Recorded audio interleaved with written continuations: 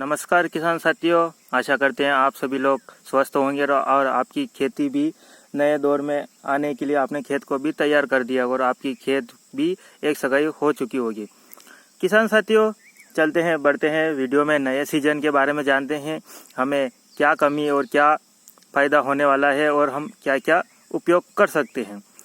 किसान साथियों, बात करते हैं, हमने सोयाबीन की नई सीरीज आज से स्टार्ट की है और आपने लहसुन और प्याज में और जो फसल थी रबी की उसमें आपने काफ़ी अच्छा प्यार और सहयोग किया है। हम आशा और उम्मीद करते हैं कि इस सीजन में भी आप आपका सहयोग अवश्य करेंगे।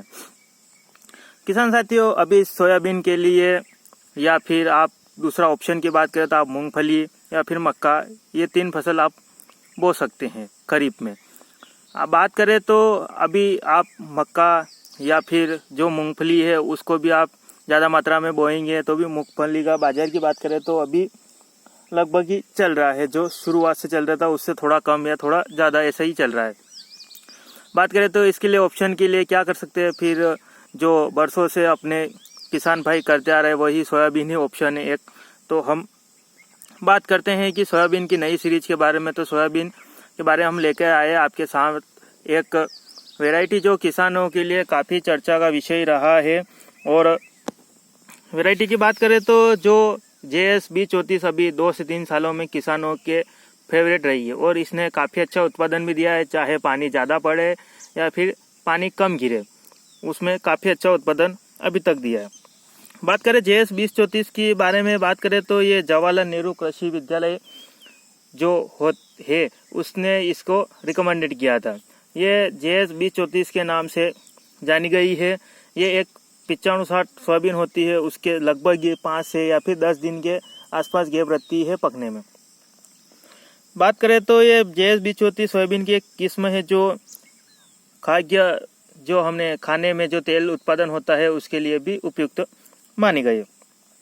इसके दाने की बात करें तो ये पीले रंग का होता है और इसकी फलियों की बात करें तो फलियां चपटी होती है। यह किस्म सफ़ेद फूल भी आते हैं इसमें। और बात करें तो काफ़ी क्षेत्रों में इसने काफ़ी अच्छा उत्पादन दिया गया। राजस्थान MP के किसान इसे बहुत से किसान इसको रिकमेंडेड करते हैं बोने के लिए, क्योंकि यह कम पानी की सोयाबीन है। जैसे कि अगर कम पानी गिरे या फिर जिस क्षेत्र में पानी की कम ही गिरते हैं उस क्षेत्र के लिए सोयाबीन रिकमेंडेड की गई है। ये अच्छी उत्पादन मानी गई है। इसकी जो दिन की बात करें तो ये कितने दिन में पककर तैयार होती है, तो 80 से 85 दिन के आसपास या फिर लगभग 90 दिन के आसपास पककर तैयार हो जाती है। अगर आपके उधर बारिश गिरती है या फिर आपकी मिट्टी जो काली है या फिर दोमट है जो मिट्टी है तो उसके ऊपर 5 से 7 दिन आगे पीछे हो सकते हैं। इसकी बुआई की बात करें तो आप इसे 15 जून से लेकर 30 जून या फिर जुलाई के फर्स्ट सप्ताह तक आप इसकी बुआई कर सकते हैं। बात करें तो इसकी बीज दर आप 30 से 35 किलो प्रति एकड़ के हिसाब से आप इसकी बीज दर कर सकते हैं। या फिर आप बात करें तो अगर आपकी मिट्टी में थोड़ी कमी है पोषक तत्वों की या फिर आपकी मिट्टी हल्की है तो आप इसके बीज दर बढ़ा सकते हैं। किसान साथियों, बात करें अगर आपने इस बुआई या 1 जुलाई के बाद की है तो आप इसमें 10 से 15% आपको बीज दर बढ़ानी पड़ेगी, क्योंकि लेट बोने के कारण आप इसमें बीज दर बढ़ानी पड़ेगी। बात करें तो इसके उत्पादन की तो 24 से 25 कुंटल प्रति हेक्टेयर के बारे में बात करें 24 से 25 कुंटल। और जो हमने पिछले साल इसकी हमने बुआई की थी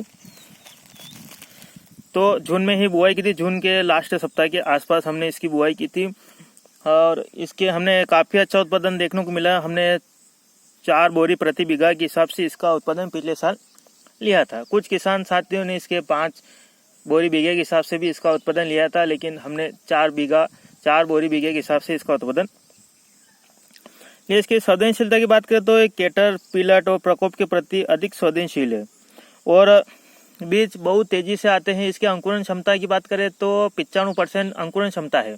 आपने जितना बीज बोया है उतना बीज उगेगा ही। अगर आपने बीज जैसे कि बात करें कि आपने अगर बीज सही लिया है तो आपको काफ़ी अच्छा उत्पादन भी देखने को मिलेगा और जो उगने की क्षमता है वो भी अत्यधिक होगी। अगर आपने बीज खराब लिया है तो आप तो बीज दर कम हो सकती है, या फिर आपकी सोयाबीन जिससे ली है उसकी सोयाबीन गीली हो गई हो, या फिर उस समय तो उसकी बीज थोड़ा कम ज़्यादा होता है। इसके लिए आप सोयाबीन को, जैसे आप सोयाबीन लेने जाते हैं या फिर किसी किसान मित्र से या फिर अपने परिचित से लेते हैं, तो उसको उगाकर अवश्य देख ले, उगाकर देख ले, उसके बाद उससे जो सोयाबीन है वो आप लेवे, ताकि आपको नुकसान नहीं झेलना पड़े।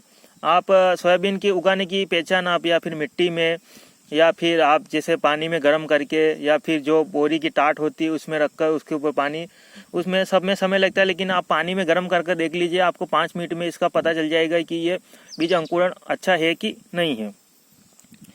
आगे की बात करें तो ये सोयाबीन की काफ़ी अच्छी वैरायटी मानी गई है।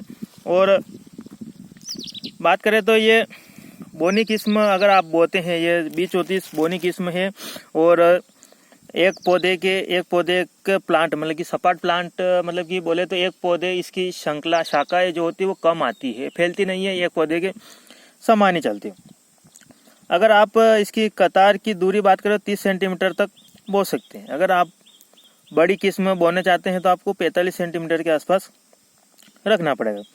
बात करें तो इसके दानों का आकार गोलाकार या फिर मध्यम बोल्ड आकार का होता है।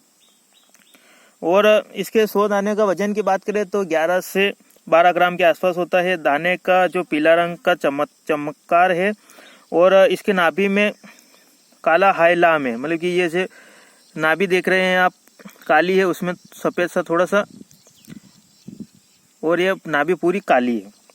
सोयाबीन की नई बहुत सी वेराइटियाँ हैं। अगर आप बात करें तो वेराइटियों में आप सोयाबीन को आप पहचान नहीं कर सकते हैं।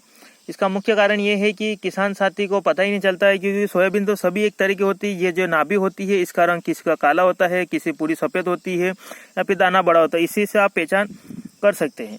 हमारे यहाँ एक किसान मित्र को जो सोयाबीन बोली थी उसकी जगह उसने किसान साथी ने दूसरी सोयाबीन दे दी। वो तो बोने के बाद या फूल आने के बाद पता चला कि ये सोयाबीन ये है। आप कोई भी सोयाबीन हो तो देख परख कर ही आप लेगा। बात करें आगे की बात करें तो आपके इसके पत्तियों की रंग की बात करें तो गहरा हरा होता है, और पत्तियां गोल अंडाकार प्रकार की होती है। इसके फूल आने की अवधि की बात करें तो 34 से 40 दिन के आसपास।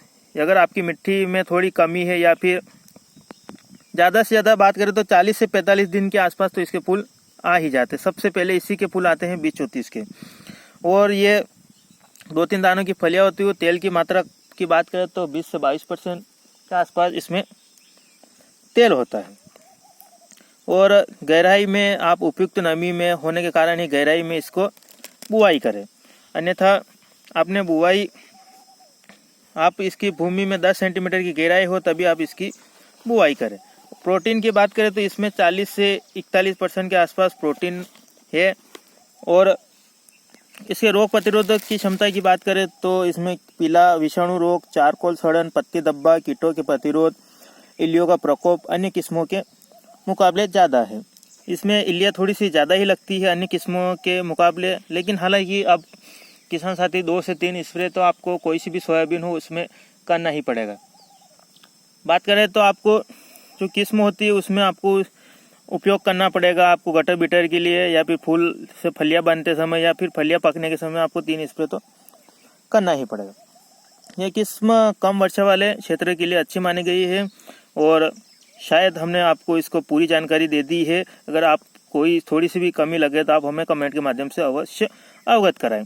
मिलते हैं किसान साथियों, ऐसी जानकारी लेकर यह सीरीज बहुत सी सोयाबीन के बारे में चलती रहेगी। जो अन्य सोयाबीन है, अगर आपको कोई सी भी सोयाबीन के बारे में, अन्य सोयाबीन के बारे में भी चाहिए तो आप कमेंट के माध्यम से बता सकते हैं। हम आपको उसके लिए पूरा डिटेल में वीडियो लेकर आते हैं। चलते किसान साथियों, तब तक लिए आप अपने पशु और अपनी फसल जो प्याज है उसकी सुरक्षा करते रहे, क्योंकि वर्षा कभी भी हो सकती है। किसान साथियों, मिलते हैं नेक्स्ट वीडियो में। तब तक के लिए जय जवान जय किसान। धन्यवाद।